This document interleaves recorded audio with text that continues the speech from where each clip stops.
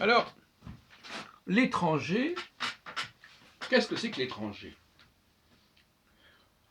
Eh bien, l'étranger, fondamentalement, alors il y a plusieurs théories. Il y a ce que j'appelais la xénophobie, et je prends le mot xénophobie non pas comme une rejet de l'autre, mais une conscience de sa différence. Peut-être que le mot phobie n'est pas tout à fait approprié, mais je n'ai jamais peur de reformuler les définitions, au lieu d'être prisonnier, de disant la phobie c'est ceci, la phobie c'est cela. Un philosophe doit être capable de reformuler et de repositionner les concepts. Donc, conscience de l'étrangeté de l'autre, c'est ce que j'appelle la phobie, ici. Quelque chose qui m'est étranger. Ça m'est étranger soit parce que c'est quelqu'un qui vient d'ailleurs, ou sur lequel je n'ai pas de prise, quelque sorte, sur lequel je n'ai pas de lecture, je n'ai pas de renseignement, ou alors quelqu'un qui appartient à un autre milieu, et ça c'est vertical, qui appartient à une caste supérieure ou inférieure, etc.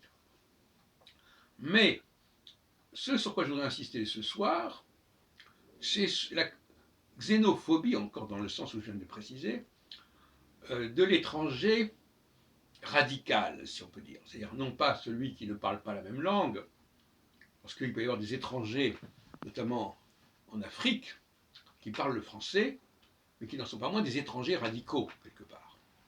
Et inversement, les personnes qui ne parlent pas le français peuvent nous paraître beaucoup plus proches. C'est le piège un peu de la francophonie.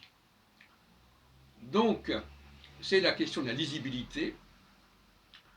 Les gens ne communiquent pas uniquement par la parole, par le langage, ils communiquent aussi par des gestes, ils communiquent aussi par un visage, par un faciès.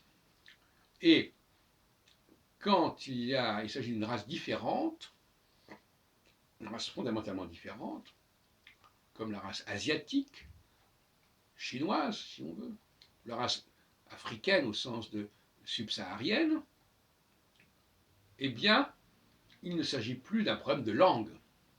Il ne s'agit même plus d'un problème de culture au premier niveau. Il s'agit d'un problème de lecture. Il faut passer de la culture à la lecture. La lecture du visage, la lecture des traits du visage. Je ne reviendrai pas là-dessus parce que j'en ai déjà parlé, mais pour moi, cette question du visage, du faciès, de la morphologie, est au cœur de la question de la xénophobie.